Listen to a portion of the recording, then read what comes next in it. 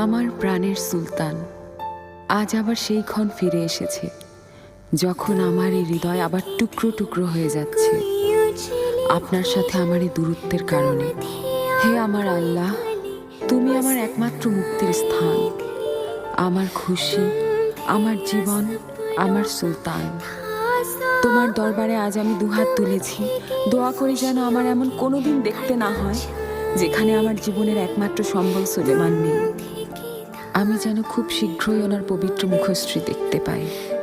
সুলতান, আমি আর আমার ভালোবাসা শুধুই আপনার। আমি আপনার প্রেমদাসী হুররাম। আপনার জন্য এই কবিতাটি লিখেছি। প্রভাতের বাতাসে বিরহের সুর যেন ভেসে আসে। পাপিয়ার গান ছাড়া গোলাপ কি করে হাসে। দুটি হৃদয়ের বিচ্ছেদ বেদন দেয় যন্ত্রণা অবিরল। কারো সাথে ভাগ করা যায় না এ বিরহ প্রবল। আমার হৃদয় ছিন্ন ভিন্ন হয় তীক্ষ্ণ আঘাতে।